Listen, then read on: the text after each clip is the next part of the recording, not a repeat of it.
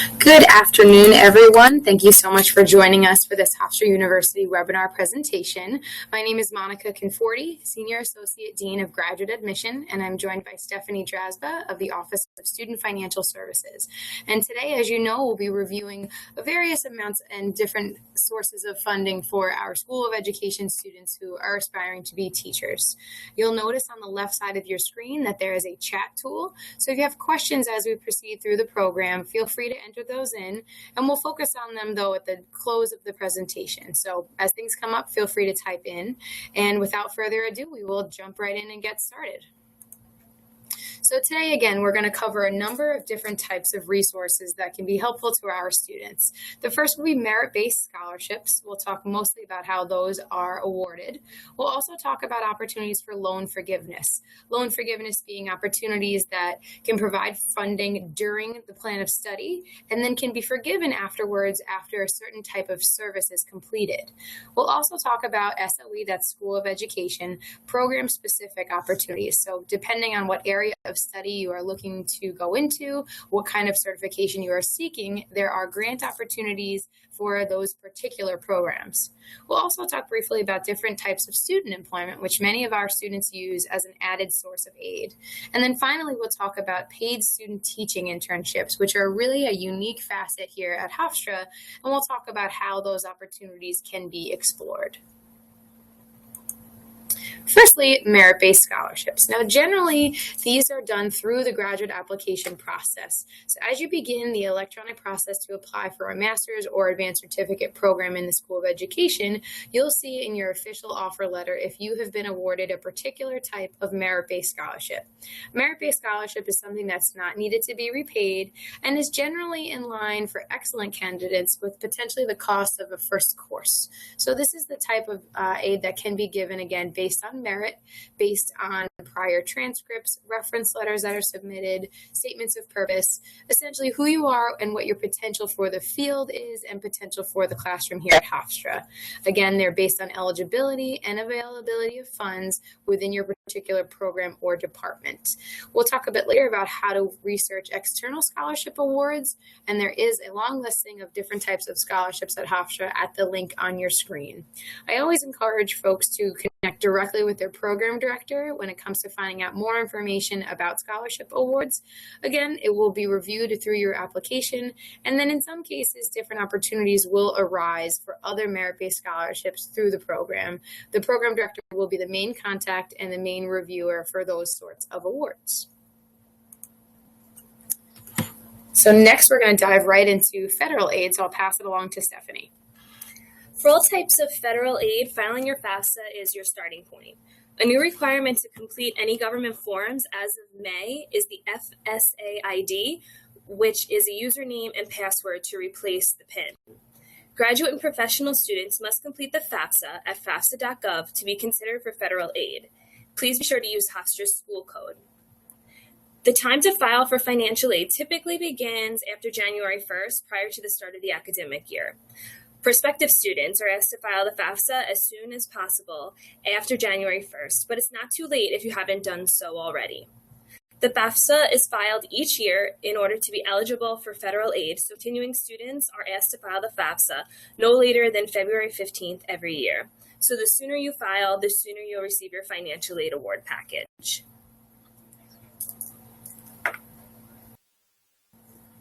There are various types of financial aid available to graduate students: federal education loans, which are unsubsidized loans, and graduate plus loans, as well as alternative private student loans and scholarships or grants.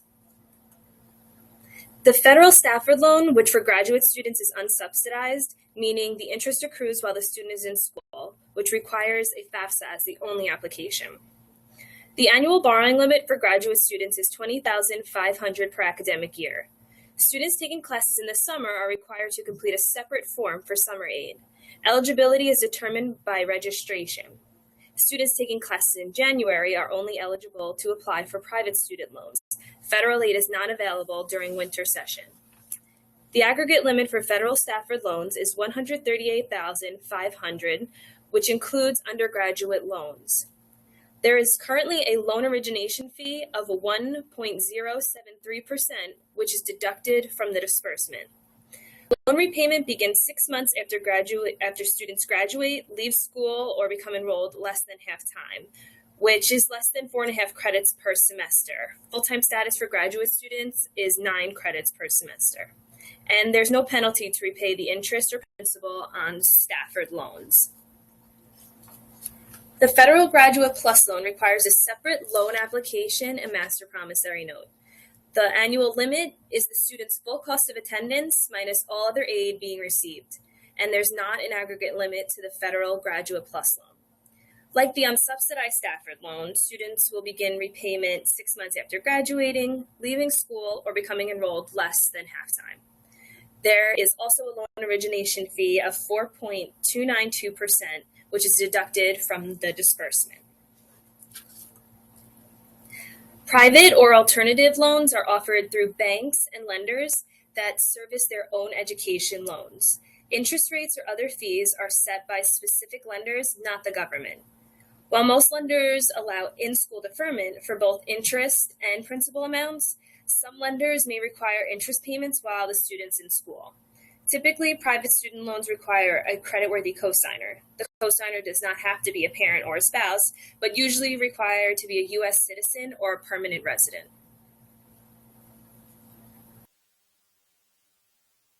Graduate student scholarships are granted through your major department. For employment opportunities and graduate assistantships, please contact employment at hofstra.edu/jobs. And Monica will be elaborating on student employment later on. Hundreds of thousands of scholarships can be searched online at free scholarship websites such as fastweb.com, collegeboard.com, findaid.org, and scholarships.com. And I'll add here, too, that, again, the most successful students when it comes to receiving merit-based scholarships are those that are proactive and are looking for these opportunities. And these 4 sites are certainly a wonderful place to start, but again, not an exhaustive list. And here's an example of a commuter and off-campus students, full-time students' estimated cost of attendance, commonly referred to as a student's budget. The cost of attendance combines the direct costs billed by the university as well as other college-related expenses. This allows Hofstra to determine exactly how much financial aid students can receive, especially for those looking to borrow funds through loans to help cover all of the costs. And I'll add here, too, that, of course, this is an example, and all students will work with their program director on their schedule, so that cost of tuition and fees will certainly vary by your program of interest. If you're not planning to participate in a payment plan, Hofstra bills each semester separately. The fall bill is due the first week in August each year, and the spring bill is due the first week in January each year. But if you would like to enroll in one of our payment plan options, enrollments can be completed online through the Payment Center. Hofstra offers annual payment plans that can be extended up to 5 months per semester for a total of 10 months. We also offer term-specific payment plans. All payment plans can either be enrolled as auto debit, where payments are automatically debited from the checking account linked to the payment plan, or non-auto debit, where the payments are manually made each month. And here's a timeline to consider for filing your FAFSA, paying your bills, and completing loan requirements. Again, it's recommended to file your FAFSA as close to January 1st as possible, but there is still time for students entering in the fall. We will be sharing details of these slides after the presentation as well, so certainly we don't expect that folks are writing this info down. We'll be happy to share that after the presentation. So diving into loan forgiveness programs, as we mentioned earlier, these are programs that can provide funding during the time of study and can possibly be forgiven depending on the type of service that's done afterward. So the first opportunity we've included here is the Federal Teacher Loan Forgiveness Program. Now, this is intended for graduates of the School of Education that are in certification programs who've received these types of programs, direct loans, or federal family education loans. In order to forgive these funds that have been taken out either during a graduate program or a prior program, 5 complete consecutive years of service must be provided to low-income schools or educational service agencies. Again, these are years that would be documented after graduation from Hofstra, but would forgive the need to repay these initial federal loans, those direct loans or federal family education loans. This actually can total up to $17,500, and more information is located on the site below. So again, this is a federal program, but just one of many loan forgiveness opportunities that our students can take advantage of. Another loan forgiveness one is the TEACH program, which you may have heard about in the past. TEACH standing for Teacher Education Assistance for College and Higher Education. This program helps fund students who are going into education programs that have either a new certification or a new specialty in an area that's considered a shortage area. So you'll see on the left side of the screen that the federal government has listed shortage areas throughout the United States, including, and this is again all in relation to education, mathematics, science, any language area, foreign language, bilingual education, or teaching English to speakers of other languages, also known as teaching English as a second language, and many other acronyms.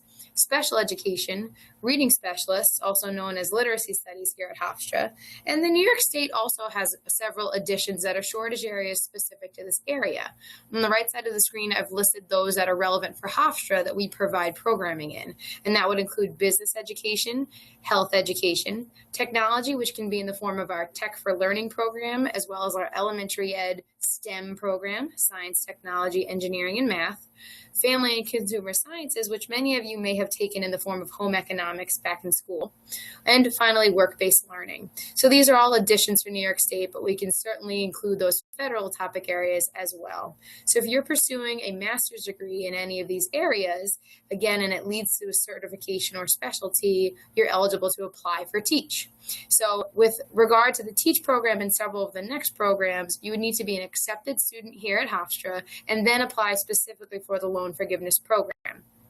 Applications and more details are available at teach-ats.ed.gov, and the benefits here are receiving up to $8,000 over 2 years of study, and that amount is prorated based on the amount of courses you're registered for. So if you're registered for less than full time, that amount again gets smaller each term. And then 2 years of service in a high need school are required to forgive 1 year of the award for those funds. So to be clear, if you were to take 1 year of TEACH grant funds, then 2 years of service after graduation would be required versus 2 years of the award would need 4 years of service. Again, this is for high needs districts, which is for this program determined as low income schools.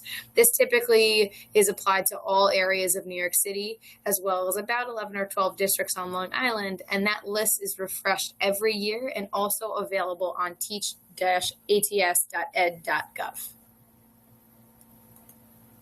The Hagedorn Fellowship is another loan forgiveness program, and this is specific to Hofstra University, while the TEACH program and the federal loan forgiveness were, again, federal programs. So the Hagedorn family wonderfully endowed Hofstra funding, again, to incentivize teaching and education, specifically in high needs districts. So this program is eligible for anyone accepted to a certification, master's, or advanced certificate program. You may have found that this program is eligible for initial certificates. Again, it can be a second certificate. We just want to make sure that the program is either at the master's or advanced certificate level and leads to New York State Ed certification. It provides students with up to $10,000 over 2 years of study, and then only 1 year of service per year of the award is needed. So if you were to take 2 years of Hagedorn Fellowship, 2 years of service would be needed after graduation. And these terms, you may have seen other loan forgiveness programs that are looking for service. They certainly don't need to be on top of one another. So we have a lot of folks who, if their program applies, take on both Hagedorn and TEACH funds, and the years can be used for both. So 4 years total would be done for TEACH and Hagedorn, if that makes sense. More information is located here at hofstra.edu/Hagedorn Fellow. It's a very brief application for our accepted students in which they would indicate why they're open to and committed to help serving students and families in high needs districts. For additional information, you can contact the School of Education's Associate Dean, John Lewis, and his contact is below. It's also located on the website at /Hagedorn Fellow. Moving right along, we're now starting in our program-specific support resources. So this page details 2 gigantic grant programs for those seeking certification or additional training in early childhood special education. Early childhood, of course, we consider from the birth to grade 2 level, and 2 of our master's programs noted in the first 2 bullets serve this age group. So the first program, the Intervention Specialist, would be for our MSCD in Special Education Early Childhood Intervention. This program is indicated and it's eligible for students who are prior certified and are now coming into the program to get their special ed birth to 2, as well as training in applied behavior analysis. So again, that's for certified teachers at particular levels. The next program, the sister program, is for folks who are career changers and are looking for their first certifications. That would be the MSCD in Inclusive Early Childhood Special Education, which preps folks for both general and special education at the birth to 2 level, and that's our interdisciplinary professionals program. These programs, both the first and second bullet, can provide excellent candidates who are eligible in our limited spaces for 16 to 18 credits of tuition or mission total. So it's a fantastic support for these master's programs. And 2 years of service per year of the award are required, and that would be particularly in the realm of special education. And students who are eligible to apply for these programs are also eligible to apply for Teach in Hagedorn, which we have commonly had in the past. So with this program and the 2 that we discussed immediately before, that's a very substantial support for this program. And more information about both grant programs and the degree programs that they match with are available at the website you'll see below.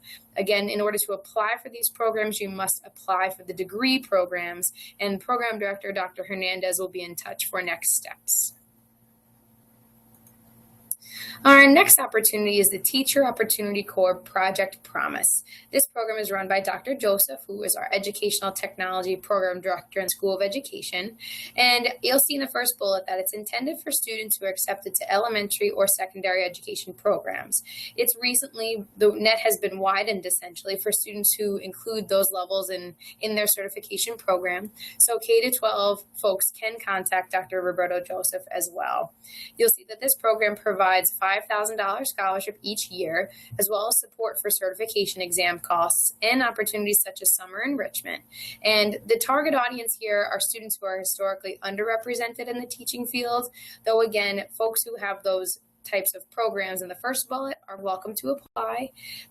Another term that's a part of this program is providing tutoring to 7 to 12 students each year. And these students, again, as you can imagine, are also part of high needs districts. For more information or to find out your eligibility, you'll contact Dr. Joseph at the email address that you've seen below. Again, these are not an exhaustive list of loan forgiveness programs or incentives by any means, but they are commonly used by our School of Education students. Our next piece we'll cover generally is student employment. So as Stephanie mentioned earlier, there are many opportunities for students on our campus that would work again for Hofstra University. When accepted to the School of Education, students are sent to this link, hofstra.edu/newgrads. It has a number of helpful next steps for beginning studies here at Hofstra, and it also links to the Hofstra student employment link, which you must again be an accepted student to view. And when you go on there, you'll see a live listing of what's offered for students on the campus. Of course, we have students who may also be interested in administrative or full-time or part-time positions. That would be something that you would explore separately regardless of your student status. So in this list, again, for student employment, you'll see a number of types of positions and a number of types of categories. Those that you may want to think about or be familiar with, first would be those that are for all students, which generally don't provide as many benefits as those particularly for graduate students. That second piece, federal work study, this would be a special opportunity only for strictly eligible students. And to find out if you're eligible, you'll need to contact the Office of Student Financial Services. In this program, the federal government provides some portion of the student's compensation, but again, strictly for eligible students only. The next piece would be for undergraduate and graduate assistants, which typically earn an hourly wage, which is the biggest difference when you go into the fourth bullet, which is the graduate assistantship. Graduate assistantships can provide tremendous support for study, sometimes in the realm of 6 to 9 credits of graduate tuition or remission each semester, sometimes a stipend, and sometimes an hourly wage. So it can certainly vary, as I mentioned in that next bullet. I would encourage folks to certainly open up all those positions programs that seem of interest, because your area of study, your program or department, doesn't necessarily limit you from applying outside of that area. You just have to be sure that you have the qualifications that those departments are looking for. Typically, in order to apply, there is a contact email address that applicants would provide a resume, cover letter, and sometimes references. But again, be sure to look at those qualifications, what the terms and benefits are. Now, in terms of ideal timeline, of course, the sooner that you're accepted to a graduate program, the sooner you'll have access to see this list. So naturally, earlier applicants are benefited by that. Though, of course, students who are applying at this point or are looking for fall or spring of this year have the capacity to do so. They would just search on that link above to see what's available. Now, again, I mentioned this is a live link where opportunities across campus are posted, and they come up sporadically. Many of those offered for the fall. The big burst of those was in this past May, but others will pop up for both this semester, mid-semester, and mid-year. And another point is that these positions can morph too. So some folks who are working for various departments may have the opportunity to build to a graduate assistantship, though I would have you contact departments directly for more information. Paid student teaching internship. So this is something that's specific to Hofstra's School of Education. So as you can imagine, our certification programs culminate in a 15-week student teaching experience, which is required by New York State. For folks who are student teaching in the fall or choose to build their schedule in such a way, what they can do is actually extend their teaching experience for a full year. And of course, this is an important interview process, but in these cases, students who are working in a district for a full year can earn a stipend. And we've had them in the past from $6,000 and up, essentially. And responsibilities can include different types of intervention services, working with one-on-one students in a tutorial sense, or any additional projects under the direction of the district. So the huge benefit here, again, is to be able to work in a particular district for an elongated period of time, to be able to show a variety of skills and responsibilities, and again, to make that much more of a connection with a particular district. This will depend, again, on availability of a student teaching position in your certification area, and interested students can refer to their fall student teaching application for more information. So this is something that students would find out about later on in their program and not necessarily at the onset of their graduate program. It's also something they can explore with their program director. So again, another timeline overview, just to be clear, we'd like students to file their FAFSA as close to January 1st as possible, again, of the year they're pursuing studies. This, as Stephanie mentioned, the sooner that they file their FAFSA, then the sooner they'll be able to receive their package to be explored further. The next, of course, is to be able to complete their graduate application, which in most cases can be done up to 1 year prior to studies. So you don't necessarily need to file a FAFSA before the graduate application or vice versa, but both the earlier you do so, the more information you'll be privy to with regard to financial funding as well as access to student graduate assistantships. We also, again, want to remind folks that their merit-based scholarships are typically within their offer letter that comes from Hofstra University. And we'd like folks to apply for additional opportunities such as loan forgiveness and field-specific awards after they're accepted to the school. And then finally, after acceptance, we can also have folks explore on-campus employment opportunities. So that point of acceptance is a really important time within the application process because it allows you to, again, see and explore various opportunities on campus. FAFSA sooner rather than later, graduate application sooner rather than later. So those are my general themes here today.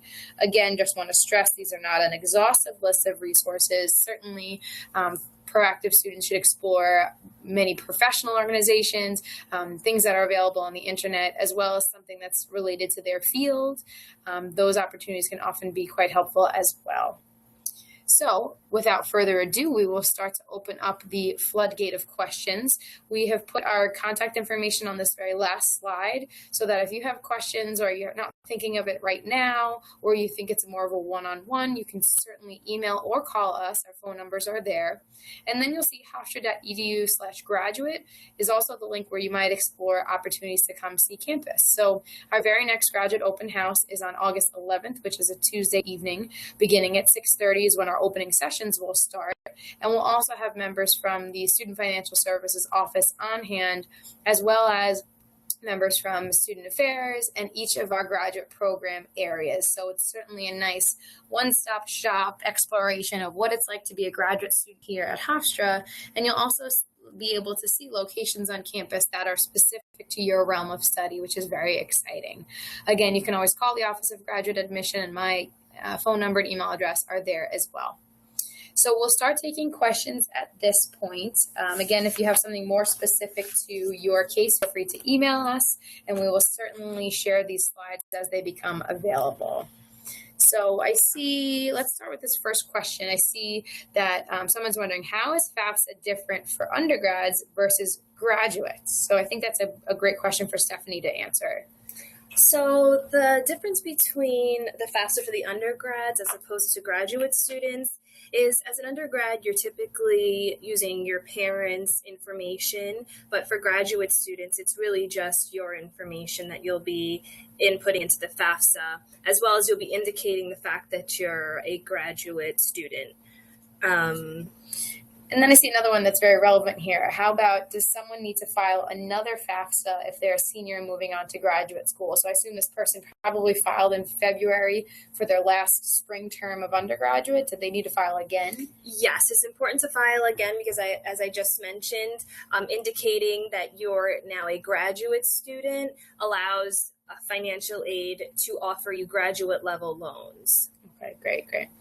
Okay, another question that's not as related is, what exactly is a high needs district versus a high needs school? How does Hofstra define that? So the programs that we discussed earlier refer to high needs schools and districts, and they're particularly low income. So when you think of high needs, maybe this is referring generally to resources that the school has, the socioeconomic status of students and the community members, what types of students enroll in these programs, number of special needs. So there's quite a few definitions out there. Hofstra refers to the low-income schools and districts. Okay, we have another question. How do I find out about my program contact or program director? So this is a great question. We have them fully listed on the hofstra.edu/graduate site, and you'll go to the programs tab, and under that you'll select education, and we have all of our graduate degrees with their program director contact, which of course are all faculty members. Those are the folks who are going to be reviewing your application and will be your advisor most likely, and certainly a fantastic support for you throughout the program. So that's one way to find out. You can also, of course, call our office to determine if you're stuck between one or two programs or more. Okay, another one. We have a question about how someone would pay their bill. I guess how they might pay it. Check, cash, I guess. I think that's Sure. So there are several ways to pay your bill. Forms of payment would be cash, check, bank check. Something important to note is we do not accept credit cards. You can actually pay your bill through the payment center through your student portal, or you could mail in your payment, or you can come in person to Student Financial Services. If you go to the Hofstra website and go to payment options, you'll be able to view a list of different options for paying your bill. I'll add here too that the Student Financial Services suite is just upstairs, as you can see from our graduate admission office. They're a financial resource and is the number one place to go, of course, for all questions about tuition, financial aid, etc. So if you call the main number, which is different than Stephanie's, it ends in 8,000, you'll get more information about the different areas that are related, which is very helpful. Okay, next question. When is it too early to prep for my application? So that's an interesting question. It may be hard to determine. As I mentioned, most of our applications open up to a year prior to the semester that you're interested in. So it's never too early to start exploring. If you are a sophomore in college, or even if you're a working professional and don't anticipate enrolling for several years, come to campus. Let's check out exactly what area you might be interested in. get a sense of what faculty directors are looking for. Do you need a graduate record exam? Things like that. That's helpful to know ahead of time. It's certainly never too soon to explore. We've even actually had high schoolers come to our graduate open houses, which may be a little too early, but great options to come here and think about it. However, when you do apply for graduate studies, they will be looking for current transcripts. So when at the time of application, that's when you'll start to ready those materials, but never too soon to start exploring. I would think about starting again about a year prior if you are really insistent on receiving types of aid or graduate assistantships. Otherwise, our admission is rolling, and as we have mentioned prior, the application certainly is still open for the fall for our master's and advanced certificate level programs. All right, another question we have is, how do I determine who my loan lender is? I'm assuming this person's talking about prior programs from undergraduate potentially, so Stephanie would definitely answer that.